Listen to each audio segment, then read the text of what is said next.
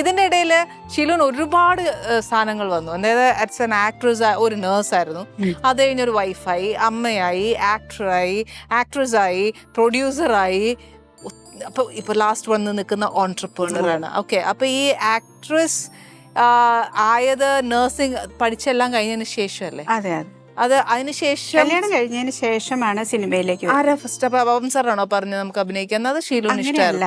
നമുക്ക് ഇത് ബിൽഡേഴ്സ് ഉണ്ട്, നമ്മുടെ അബാം ബിൽഡേഴ്സ് എന്ന് പറഞ്ഞിട്ട് നമുക്കൊരു കമ്പനി ഉണ്ട്. അന്ന് നമ്മൾ വില്ല പ്രോജക്റ്റ് ഒക്കെ ഉണ്ടാക്കി ഇവിടെ എറണാകുളത്ത് 2-3 വില്ല പ്രോജക്ട്സ് നമ്മൾ കംപ്ലീറ്റ് ചെയ്ത് നമ്മൾ ഇത് ഫൈനലൈസ് ചെയ്തിട്ടുണ്ട്. അപ്പൊ അതിന്റെ അഡ്വർടൈസ്മെന്റ് നമ്മൾ ചെയ്യുന്നുണ്ട്. ഞാനല്ല ആക്ച്വലി ചെയ്യാനിരുന്നേ, നമ്മളൊരു മോഡലിനെ വെച്ച് ചെയ്യാനിരുന്നതാണ്. അപ്പൊ അതിന്റെ ഡയറക്ടർ ഫെലിക്സ് ജോസഫ് എന്ന് പറഞ്ഞിട്ട് പുള്ളി, അപ്പൊ അവര് വന്നിങ്ങനെ അഡ്വർടൈസ്മെന്റിനെ പറ്റി സംസാരിക്കുമ്പോൾ ഞാനും ഉണ്ട് അവിടെ. അപ്പൊ ഇങ്ങനെ പുള്ളി എന്തുകൊണ്ട് ചെയ്തുകൂടാന്ന് ചോദിച്ചു. അപ്പൊ എന്റെ ഉള്ളില് പണ്ട് തൊട്ടുള്ള ആഗ്രഹമൊക്കെ ഉണ്ട്. സിനിമയിൽ അഭിനയിക്കാനൊക്കെ പണ്ട് ഇഷ്ടമായിരുന്നു ചെറുതിലെ. ഓഫർ വന്നിട്ടുണ്ടായിരുന്നു. അപ്പൊ മനോരമയില് മൂച്ചിത്രം വന്നപ്പം 16 വയസ്സിൽ. അതൊക്കെ അപ്പനും അമ്മയും സമ്മതിച്ചു അന്നേരം? ഇപ്പൊ ഇത്രയും റെസ്ട്രിക്റ്റ് ആയിട്ട് വളർത്തിയ ഒരു കൊച്ച് അപ്പത്തേക്ക് മനോരമയിലൊക്കെ ഫോട്ടോ ഇടാൻ? അതെങ്ങനെയാന്ന് വെച്ചാൽ ബ്രദർ അന്ന് മൂലമറ്റ് സെന്റ് ജോസഫ്സ് കോളേജിൽ BA ചെയ്യുവാണ്. അപ്പൊ പുള്ളി അന്ന് കോളേജ് യൂണിയൻ ചെയർമാനാണ്.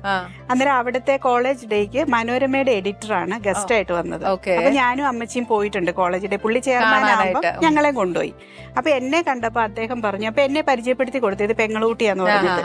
അപ്പൊ നല്ല മുഖശ്രീ ഉണ്ടല്ലോ, നമുക്കൊരു ഫോട്ടോ എടുത്താല് മനോരമയിൽ കൊടുക്കാന്ന് പറഞ്ഞു. അപ്പൊ അന്ന് ഇതിനെപ്പറ്റി ഒന്നും വേറെ ചിന്തിച്ചില്ല. 2 വീക്സിൽ അവര് മനോരമയിൽ ചെല്ലാൻ പറഞ്ഞു കോട്ടയത്ത്. അപ്പൊ ഞങ്ങളുടെ വീടും പാലായാണല്ലോ. അപ്പൊ അവിടുന്ന് പോയി പാലായിൽ നിന്ന് പോകുന്നു. അവിടെ പോയി ഒരു വിക്രമൻ നമ്പൂതിരി എന്ന് പറഞ്ഞ ഫോട്ടോഗ്രാഫറാണ്. ആ പേര് ഞാൻ ഇപ്പോഴും ഓർത്തിരിപ്പുണ്ട്. അദ്ദേഹത്തെയാണ് ഞാൻ ഏറ്റവും കൂടുതൽ ഫോട്ടോസ്, ഇങ്ങനെ ക്യാമറ ഫോട്ടോസ് ഒക്കെ കാണുമ്പോൾ എപ്പോഴും അദ്ദേഹത്തെ ഓർമ്മ വരും. ആദ്യമായിട്ട് എന്റെ ആ ഫോട്ടോസ് അപ്പൊ എന്നോട് പറഞ്ഞിരുന്നു, ഒരു 4 മാസത്തെ ഇടവേളയ്ക്ക് ശേഷം വരുള്ളൂ, പബ്ലിഷ് ചെയ്യുള്ളൂ. ഒരു 2 വീക്സ് കഴിഞ്ഞപ്പോൾ എന്റെ ഫാദർ കടയിൽ സാധനം വാങ്ങാൻ പോകുക, കടകളിലെല്ലാം പെട്ടിക്കടകളിലെല്ലാം തൂങ്ങി കിടക്കുന്നു. അവിടെ 2ാമത്തെ ആഴ്ച അവരത് 3rd വീക്ക് പബ്ലിഷ് ചെയ്തു. 2 വീക്സ് ഗ്യാപ്പിൽ അവർ പബ്ലിഷ് ചെയ്തു. പിന്നെ അങ്ങോട്ട് എഴുത്തുകളുടെ പ്രവാഹം, ഓഫേഴ്സ്, സിനിമയൊന്നും അന്നൊക്കെ ഇഷ്ടമല്ലായിരുന്നോ? ഇല്ലില്ല. അയ്യോ, സിനിമ എന്ന് പറഞ്ഞാൽ അടുപ്പിക്കുവല്ല. അപ്പൊ പിന്നെ ഒരു സിനിമ അപ്പൊ സാറ് പ്രൊഡ്യൂസ് ചെയ്യുന്നുണ്ടോ? ഇല്ലില്ല, പുള്ളി സിനിമയൊന്നും പുള്ളിക്ക് അറിയില്ല. പുള്ളി അന്ന് ഞാൻ ചെറുതല്ലേ, എനിക്കന്ന് 16 വയസ്സേ ഉള്ളൂ. അപ്പം അങ്ങനെ ആ സ്വപ്നങ്ങളൊക്കെ കഴിഞ്ഞ് നഴ്സിങ്ങിന് പോകണല്ലോ. അതൊക്കെ അവിടെ തീർന്നു. കുറെ ഒരു മാസത്തെ ബഹളമായിരുന്നു. കുറെ എഴുത്തുകൾ, 128 എഴുത്തുകൾ വന്നു, പ്രേമലേഖനം, അതെല്ലാം അവിടെ സൂക്ഷിച്ചു വെച്ചായിരുന്നു ഞാൻ പെട്ടിയില്. പക്ഷെ അതെല്ലാം വിട്ടിട്ടാണ് നഴ്സിങ്ങിന് പോകുന്നത്. അതെല്ലാം വിട്ടു, നഴ്സിംഗ് ആയി. പിന്നെ സിനിമയെ പറ്റി ചിന്തയില്ല.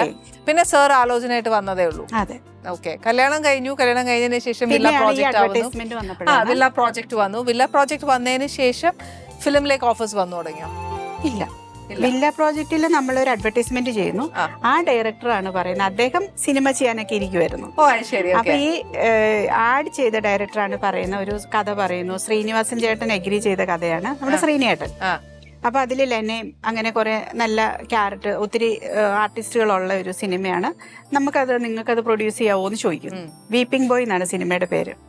അങ്ങനെ നമ്മളത് അന്ന് 1.5 കോടിയാണ് സിനിമയുടെ ചെലവെന്ന് പറയുന്നത്. അത് ഞങ്ങൾ ചെയ്യുന്നു ആ പടം. അപ്പൊ അതിൽ ഞാൻ ചെറിയ റോള്, ഒരു ഡോക്ടറുടെ റോൾ, ഒരു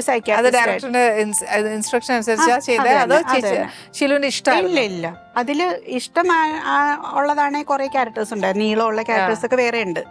അഭിനയം ഉള്ളിൽ കിടക്കല്ലേ. പക്ഷെ എനിക്ക് അങ്ങനെ അറിയില്ല അഭിനയം എന്ന് വെച്ചാൽ. അഭിനയിക്കാൻ ഡാൻസർ ഒക്കെ ആയതുകൊണ്ട് അറിയാമെങ്കിലും ക്യാമറ ഫേസ് ചെയ്തിട്ടില്ല. അങ്ങനെ ഈ വിക്രമൻ നമ്പൂതിരി എടുത്ത ഒരു ഫോട്ടോ മാത്രമേ എക്സ്പീരിയൻസ് ഉള്ളൂ.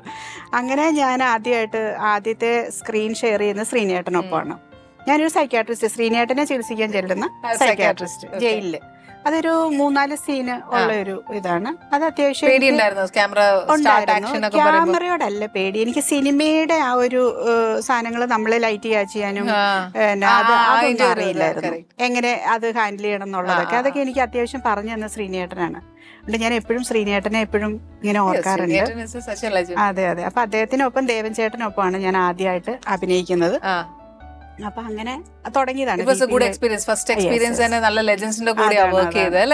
ആദ്യത്തെ ഷോട്ട് എടുക്കുന്നതിന് ശ്രീനിയേട്ടനോടൊപ്പമാണ്.